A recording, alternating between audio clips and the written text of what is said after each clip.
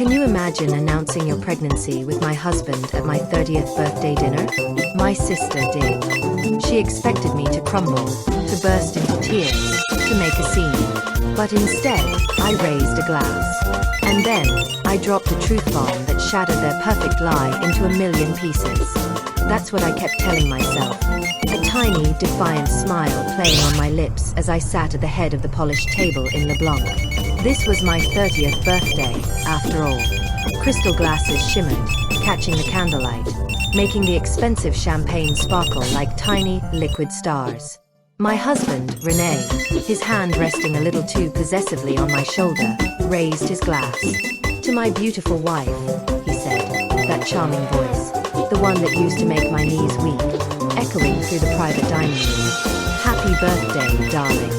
My sister, Rose, shifted in her seat. Her perfectly manicured fingers fidgeted with her water glass. She hadn't touched a champagne. It should have been my first clue, if I hadn't already known what was coming. Just as everyone was about to clink glasses, Rose interrupted, a saccharine smile on her face. "I have an announcement to make." My mother, Linda, beamed. Of course she knew. She always knew everything about Rose first. Always. "I'm pregnant." Rose's voice practically sang across the room. The silence that followed lasted exactly 2 agonizing seconds before she delivered the punchline. "And René's the father." I felt René's hand tighten on my shoulder. Not in guilt, not in regret, but in preparation. They all expected hysteria, tears, a dramatic scene for the ages. The restaurant staff even hovered nervously at the edges of the room. But I just took a slow, deliberate sip of my champagne. "That's interesting," I said, my voice shockingly steady, even to me. "Very interesting indeed, Andrea." My mother immediately piped up, her tone already adopting that familiar, scolding edge she'd perfected over the years. "Don't make a scene." I smiled, reaching for my purse.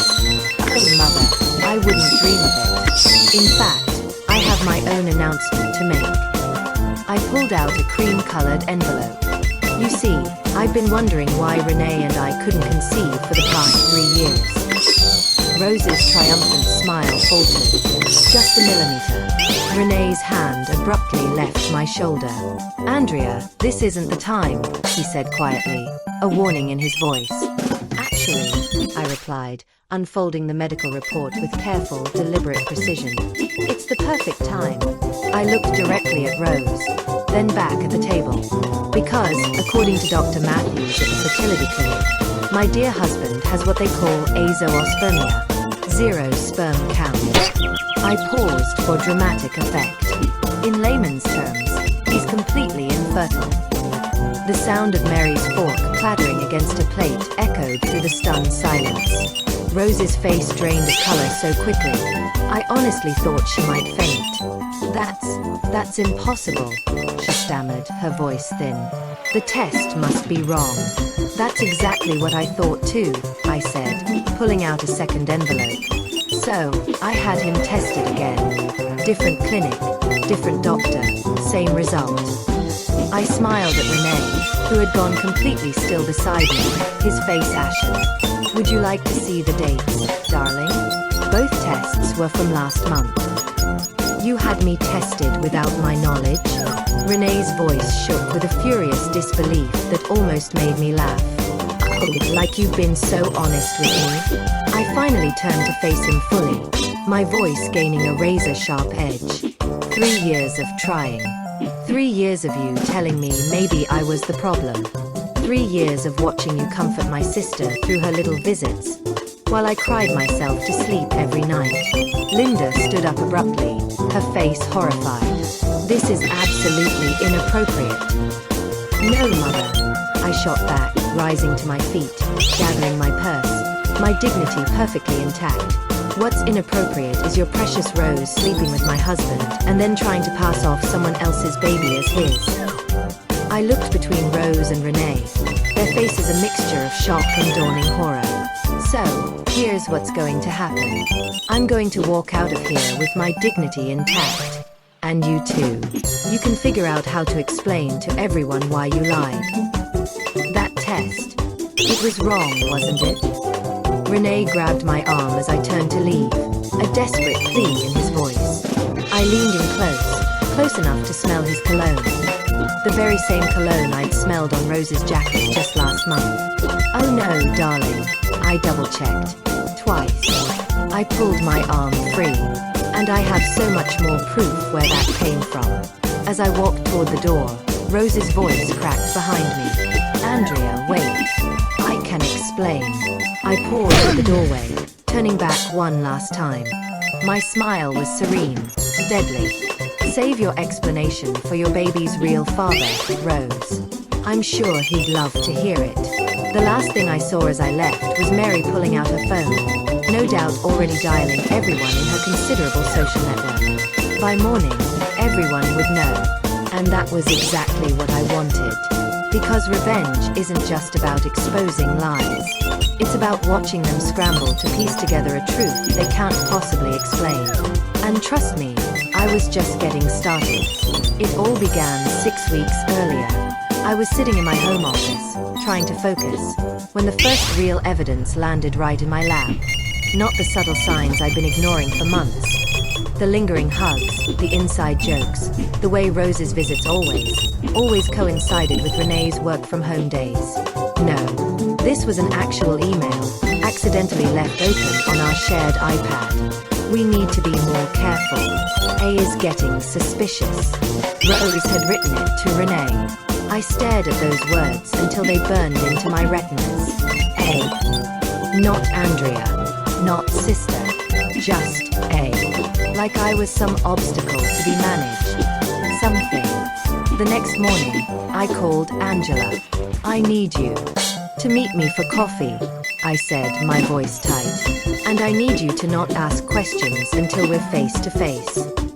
20 minutes later, we were tucked away in a corner booth at Cafe Luna, far from prying ears. Show me again, Angela said, squinting at the email on my phone. This could mean anything, right? Look at the timestamp, I countered, pointing. 11:47 p.m. Why is my sister emailing my husband at midnight? Angela's face hardened. What are you going to do?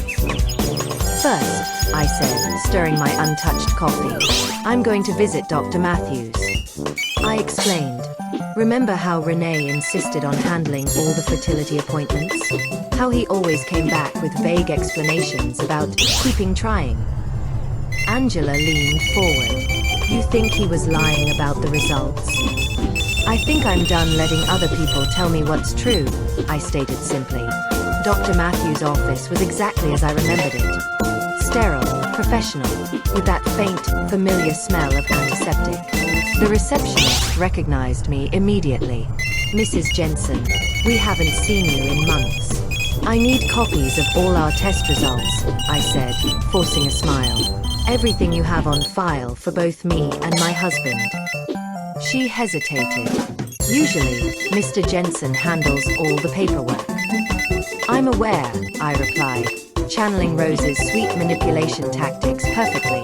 But as his wife and a patient, I have a legal right to access our medical records.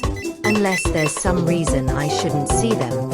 15 minutes later, I sat in my car, hands shaking as I read through the files.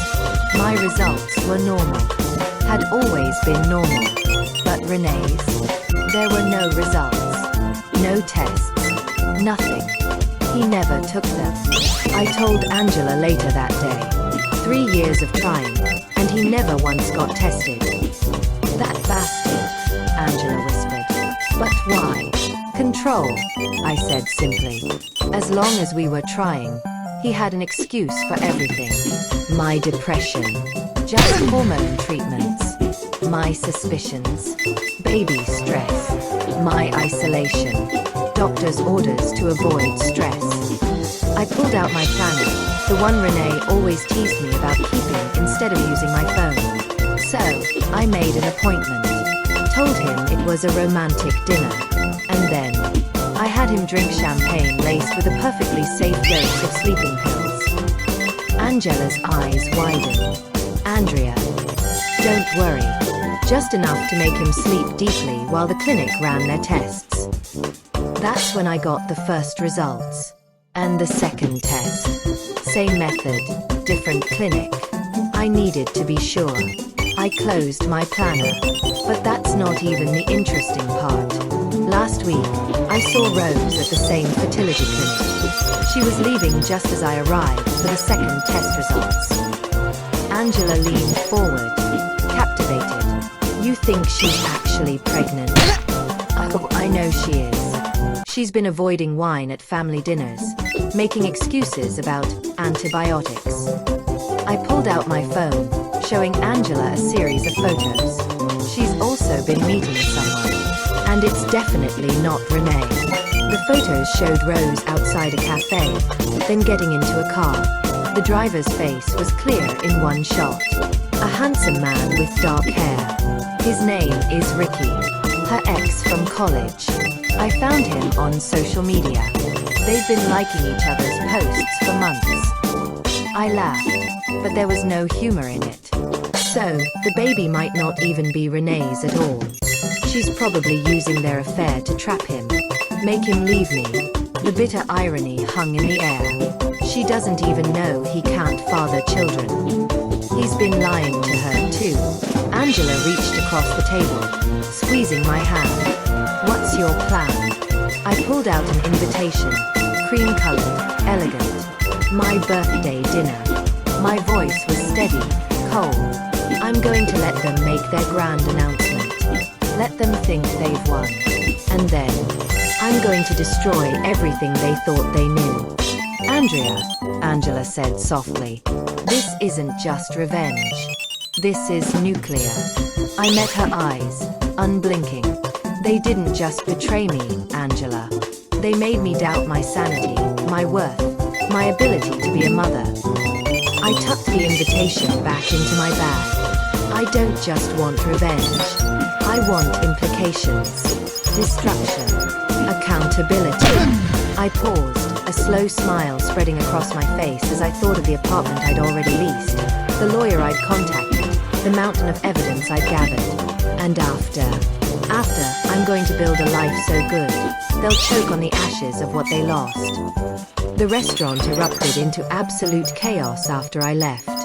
Through the glass doors, I could hear Rose's shrill voice screaming.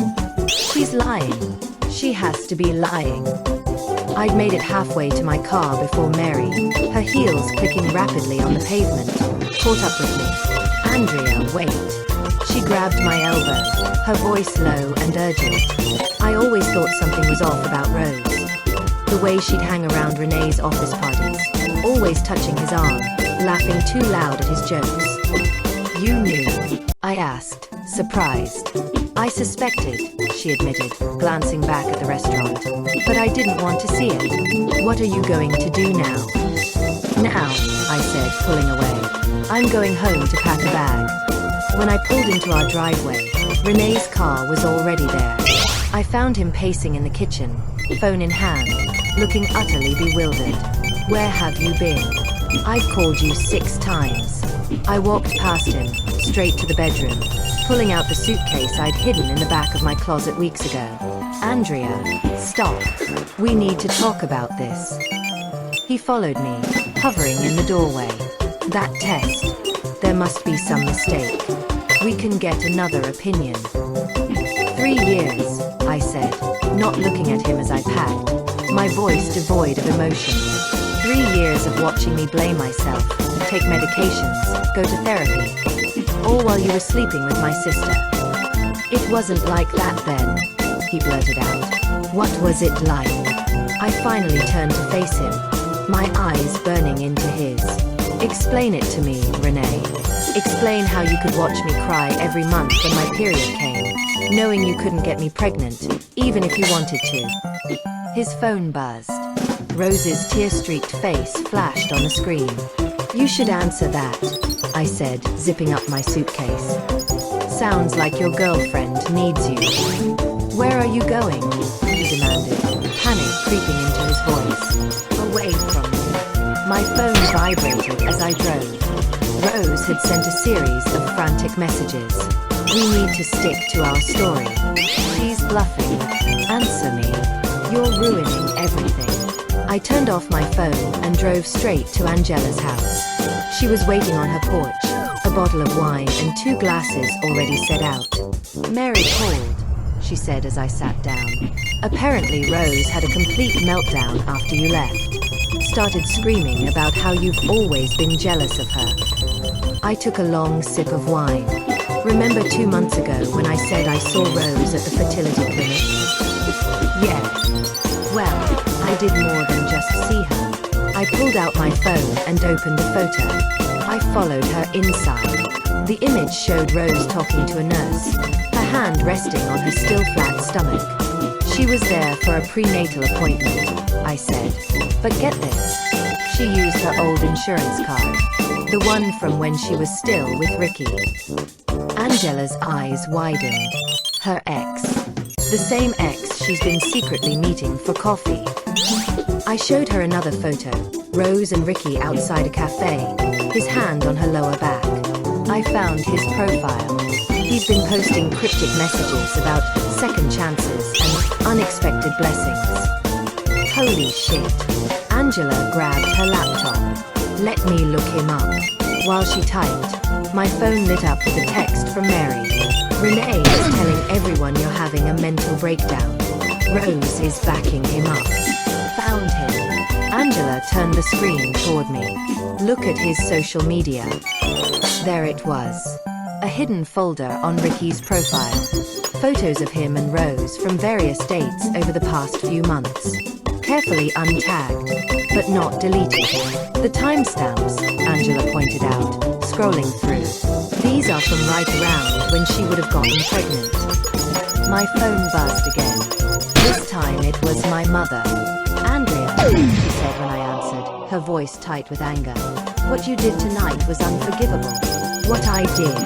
I countered, a bitter laugh escaping me. "What about what Rose did? She's your sister, and now she's carrying your husband's child." I cut her off with a sharp laugh. "No, Mother. She's carrying someone else's child and trying to pass it off as Renee's. But don't worry, I'm sure that won't affect her status as your perfect daughter." "You've always been jealous of her," she snapped. "No," I said quietly, the anger a cold blade. "I've always been your scapegoat. But not anymore." I hung up, as Angela discovered something else. A comment Ricky had left on one of Rose's photos from a holiday party 4 months ago. "Best night of my life."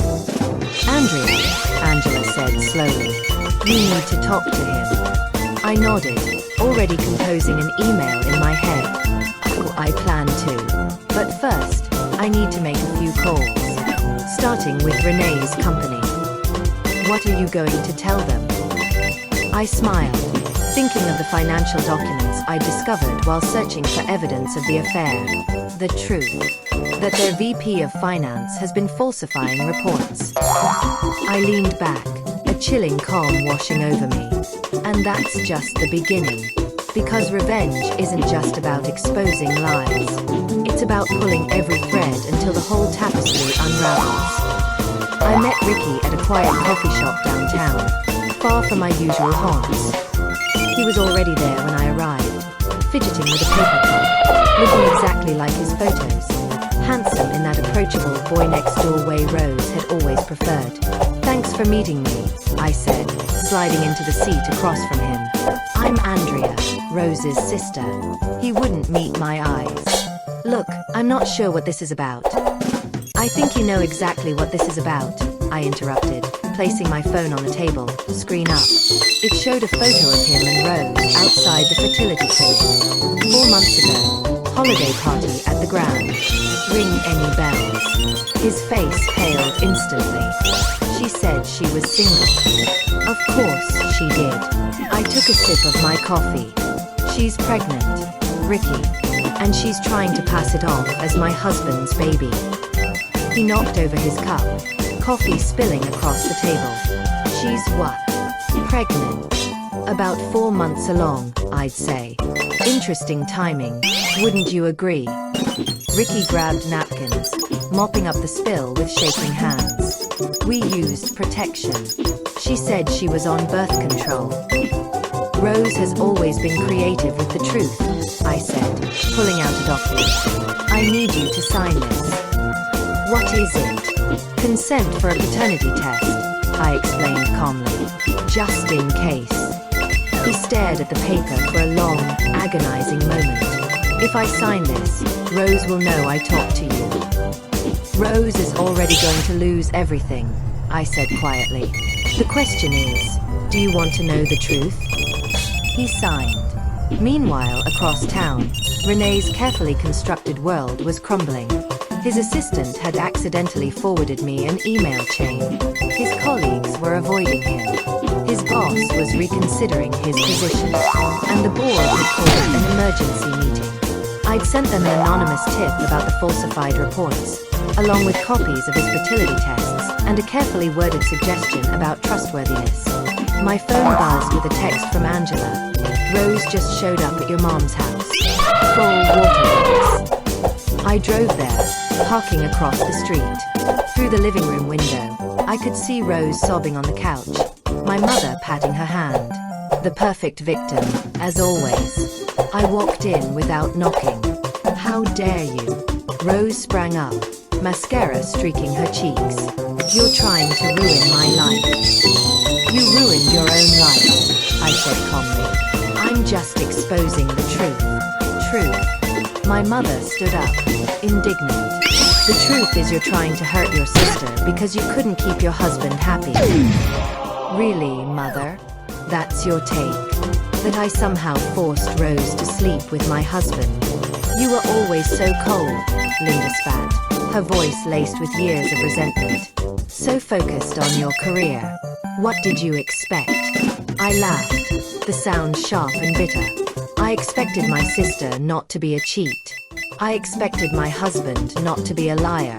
And I expected my mother to have a spine.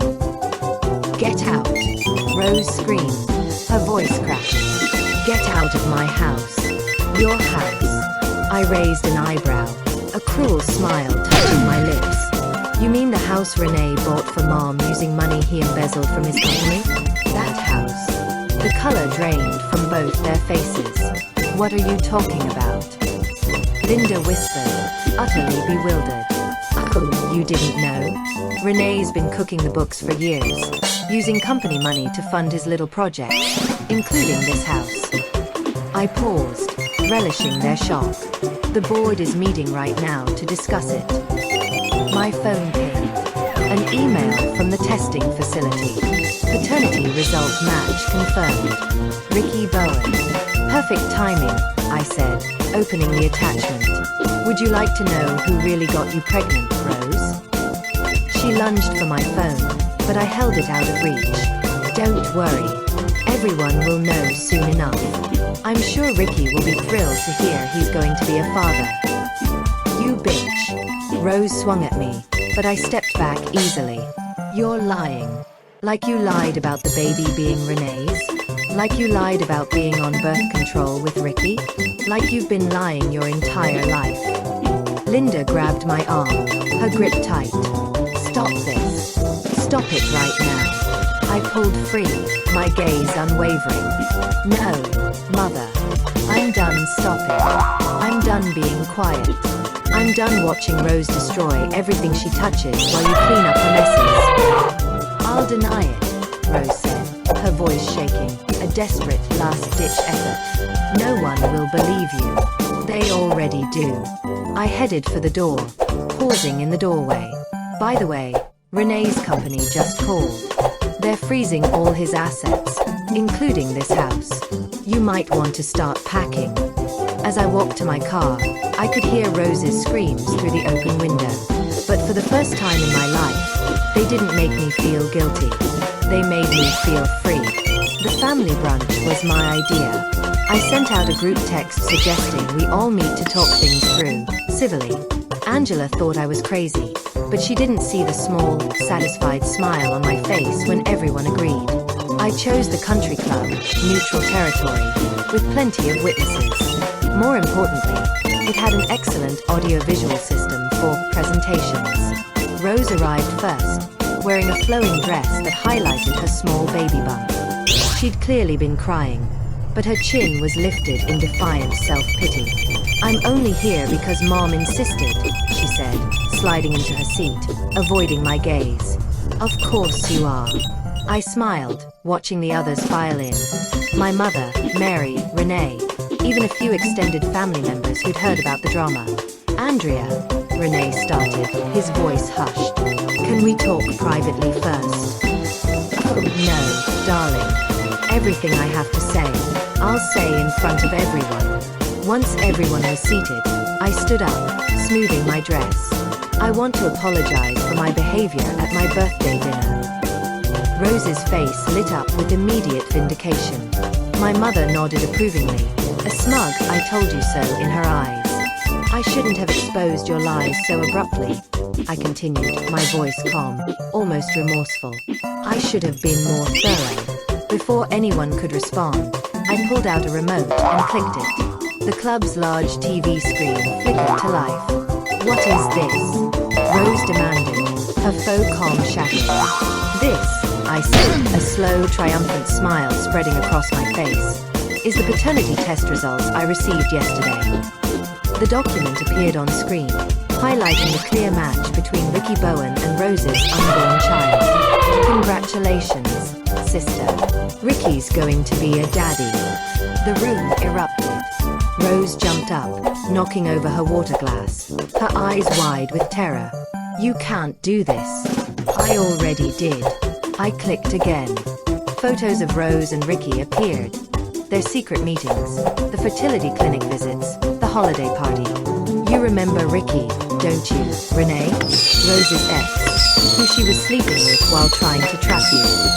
Renee stood up so fast his chair fell backward.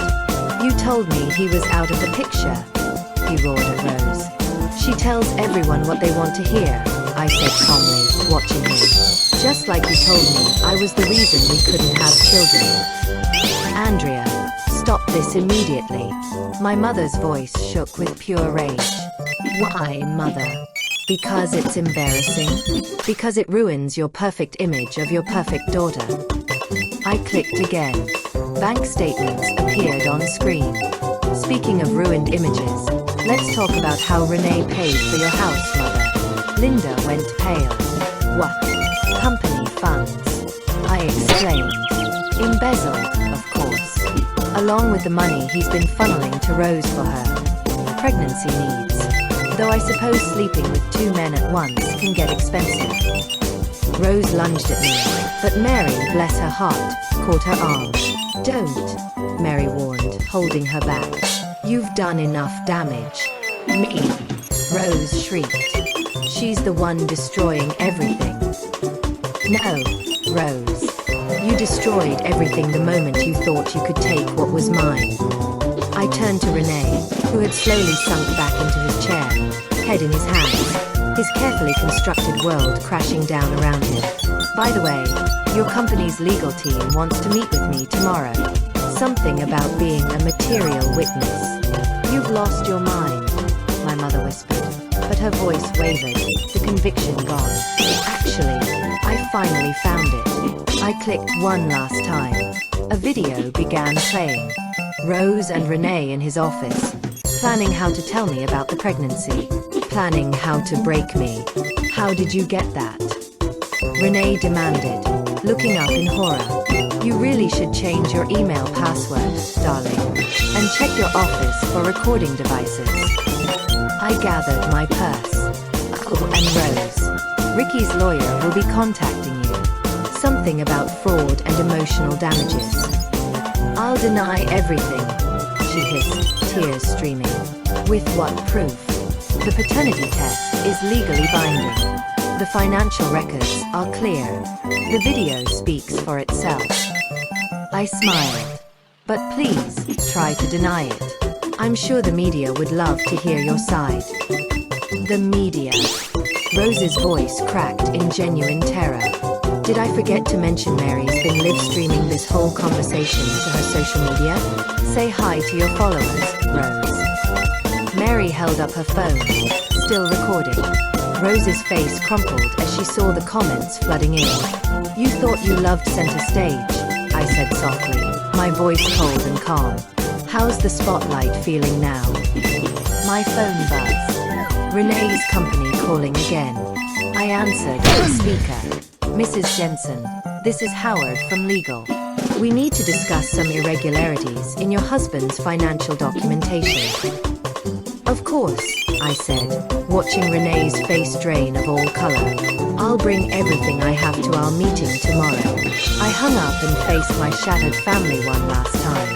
I'd love to stay and chat, but I have a meeting with my lawyer. Divorce papers don't file themselves. As I walked out, I heard Rose collapse into sobs, my mother's frantic attempts to comfort her, and Mary's quiet voice still narrating to her followers. But I didn't look back. I didn't need to. The truth was finally out, and it was more devastating than any lie they could have told. My mother showed up at my temporary apartment the next day, uninvited and unannounced. She looked older than I'd ever seen her, the weight of the scandal aging her overnight. We need to talk about what you've done, she said, pushing past me into the living room. What I've done. I closed the door quietly, my gaze steady. Not what Rose did. Not what Renee did. I always feared you'd inherit your father's coldness, she continued, sitting down, smoothing her skirt with trembling hands. This calculated revenge. It's exactly what he would have done. Don't you dare compare me to him, I said, remaining standing. He abandoned us. I'm protecting myself. And by destroying your sister's life, your husband's career, as you see it, they destroyed themselves. I just exposed the truth. My phone buzzed. Angela texting that she'd found something else. Before I could read it, my mother spoke again. Rose is devastated. She can barely eat, barely sleep. Like I did for 3 years. I cut her off, my voice sharp, while she was sleeping with my husband. While you were helping her hide it. Linda's face went white. I never. Mary told me everything. The girls' lunches where you helped Rose plan how to tell me. The money you helped her hide. I pulled out my phone, showing her the transfer records. Did you think I wouldn't find out? I was trying to protect the family, she whispered, her voice breaking. No, you were protecting Rose. Like always. I sat across from her, my voice quiet, heavy with years of unspoken pain. Tell me something, Mother. When did you stop loving me? Don't be dramatic, Andrea. Was it when Dad left? When I refused to play the perfect daughter role? Or was it when I started succeeding without your help? The silence stretched between us, thick and suffocating, until Angela burst through the door, waving papers. Andrea, you need to see this. She stopped short at the sight of my mother. Sorry, I didn't know. It's fine, I said, my eyes still on my mother. What did you find? Angela glanced at Linda before continuing. Renee took out a loan in your name. $50,000, transferred to Rose's account 3 months ago. My mother's sharp intake of breath confirmed what I'd suspected. You knew about this too, didn't you? Rose needed help, Linda whispered, tears welling in her eyes. The fertility treatments, the prenatal care. The fertility treatments she didn't need because she was already pregnant by someone else? I laughed, bitterly. Or the prenatal care she charged to Ricky's insurance. Angela handed me the loan documents. There's more. The bank is investigating fraud. They froze all joint accounts. Good, I said, standing up. I turned to my mother. You should probably warn Rose. Her credit cards might stop working soon. Linda stood up, swaying slightly. You're going to regret this vindictiveness, Andrea. No, Mother. I regret the years I spent trying to please you. I regret believing Rose could change. I regret trusting Renee. I opened the door. But this, I'll never regret. After she left, Angela poured us both a glass of wine. You okay? She asked softly. I stared at the loan documents, feeling the weight of years of deception, the sheer audacity of it all. No, but I will be. My phone rang. Ryland, my lawyer. Andrea, we need to meet now. An hour later, I sat in his office, listening as he laid out the full extent of Renee's financial fraud. It's worse than we thought, Ryland said, spreading documents across his desk. He's been embezzling for years, using company funds for personal expenses, falsifying reports. And the loan he took out in your name? We can prove fraud. Your signature was forged. He leaned back, a grim smile on his face. The company wants to press charges. They're asking for your cooperation. I thought about Renee's smug face every time he dismissed my concerns. About Rose's triumphant smile at my birthday dinner. About my mother's constant defense of their betrayal. What do you need from me? Everything. Emails, texts, financial records. Ryland's smile widened. They want to make an example of him. Good, I said, pulling out a USB drive. Because I have everything. That night, alone in my apartment, I finally broke down. Not over losing Renee. That pain had dulled to nothing more than wounded pride. Not over Rose's betrayal. I'd always known she was capable of it. No. I cried for the years I'd wasted trying to be the perfect daughter, wife, sister. For the family I thought I had. For the life I'd built on lies. My phone lit up with a text from Angela. Turn on the news. There it was. Renee's company announcing an internal investigation into financial fraud. Rose's social media accounts going dark after a flood of negative comments. My mother's country club membership being reviewed due to recent events. The carefully constructed facade was crumbling, and beneath it lay the ugly, undeniable truth. They had all chosen their roles in this drama. Now, they had to face the consequences of their performance. The security alarm woke me at 3 a.m. I was already reaching for my phone when I heard glass breaking downstairs. Andrea. Renee's voice slurred, thick with rage. I know you're here. I pressed the emergency button on my phone. The one Ryland had insisted I install after filing the restraining order. Then I called Angela. He's here, I whispered, my heart pounding. Renee broke in. Police are on their way, she said, her voice urgent. Don't engage. Stay in your room. But Renee was already stumbling up the stairs, his footsteps heavy and uneven. You ruined everything, he shouted. My job, my reputation, your ability to steal money. I called back, grabbing the baseball bat I'd started keeping by my bed. Your chance to play happy families with my sister. He appeared in my doorway, disheveled, reeking of alcohol. You think you're so smart, he sneered. But you're just a cold, bitter woman who couldn't keep her husband happy. And you're just a pathetic thief who couldn't keep it in his pants, I countered, holding the bat ready. Get out before the police arrive. He lunged forward, but years of drunken behavior had slowed his reflexes. I dodged easily, bringing the bat down hard on his knee. He howled in pain, crumpling to the floor, just as police sirens wailed outside. You broke the restraining order, I said calmly, watching him writhe. That's going to look great in court. The police burst in moments later, weapons drawn. Renee was still cursing as they cuffed him, reading him his rights over his drunken protests. You'll want to add breaking and entering to the charges, I told the officers, pointing to my security cameras. I have it all on video. The next morning, Angela arrived with coffee and news. Rose's influencer status is tanking. She's lost half her followers overnight. How tragic, I said, scrolling through the headlines on my phone. Maternity Queen Rose horror exposed in family scandal was trending. She's been trying to damage control, Angela continued, claiming it was all a misunderstanding, that you're mentally unstable. Is that why she's been hiding from Ricky's lawyers? I showed her an email from Ryland. They're filing a civil suit. Apparently, lying about paternity for financial gain is frowned upon. My phone buzzed. A text from Mary. Rose just tried to get into the country club. They revoked her membership. She had a meltdown in the lobby.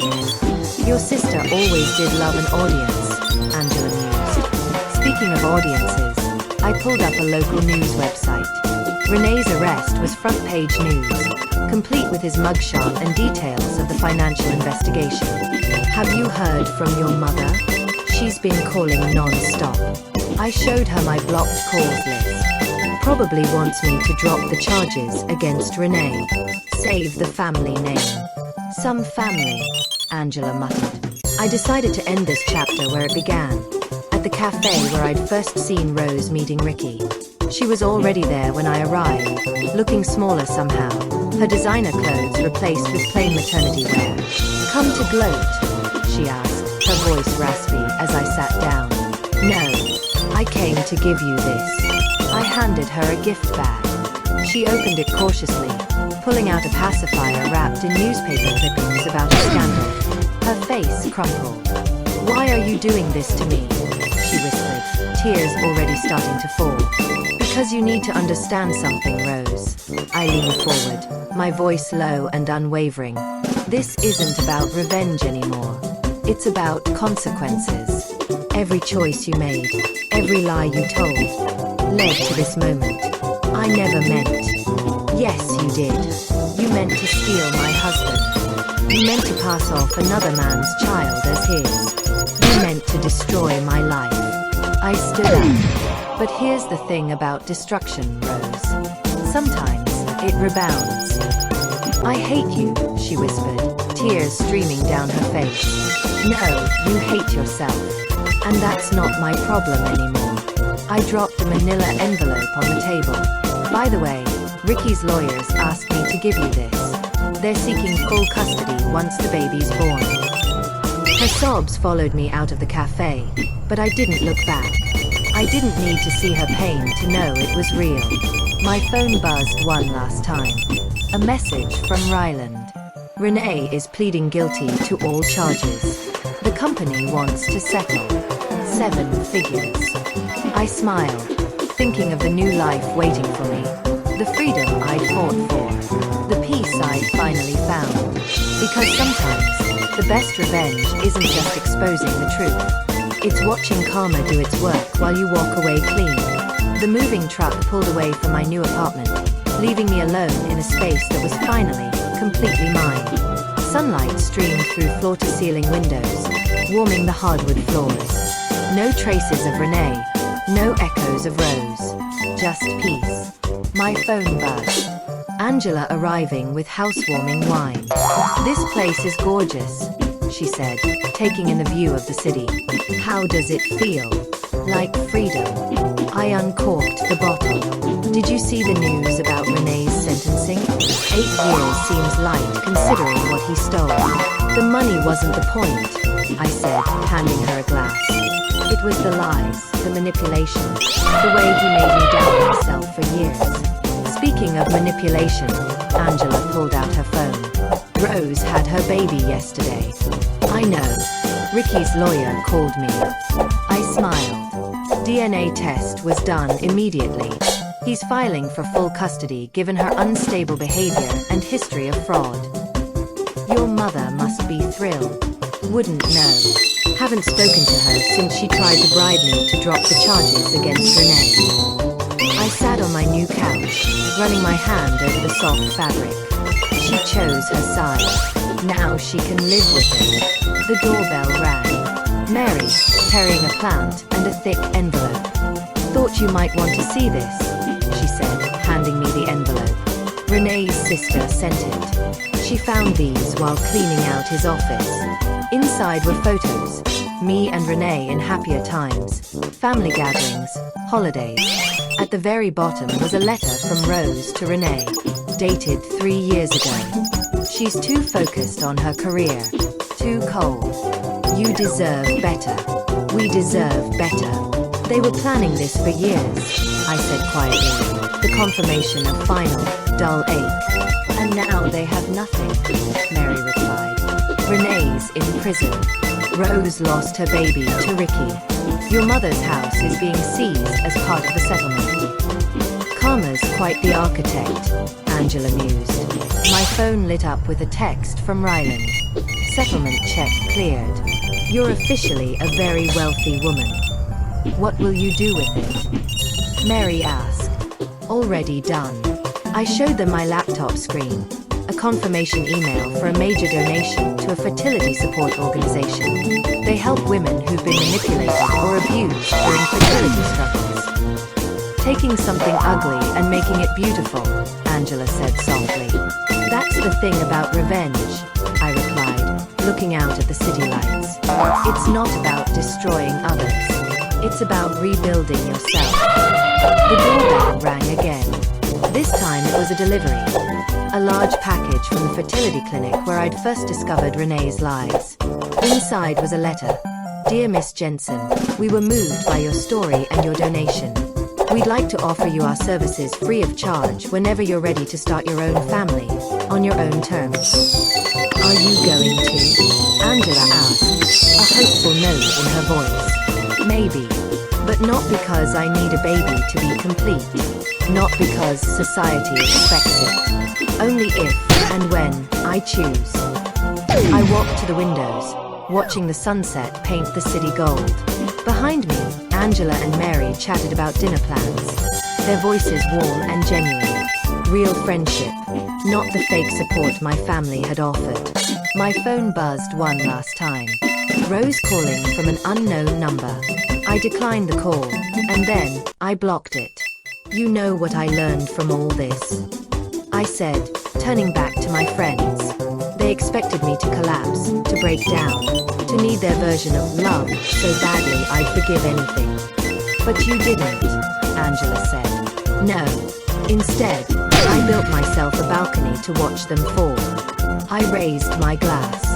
To karma, they echoed. Later that night, alone in my new home, I found one last photo at the bottom of the envelope. Me as a child, smiling fearlessly at the camera, before Rose's manipulation, before Renee's lies, before my mother's conditional love. I pinned it to my mirror, a reminder not of what I'd lost, but of what I'd found, my strength, my worth, my voice. Because sometimes the best revenge isn't just watching your enemies fall. It's rising so far above them that they become nothing more than a cautionary tale in your success story. I took one last look at the city lights before closing my curtains. Tomorrow would bring new challenges, new opportunities, new chapters.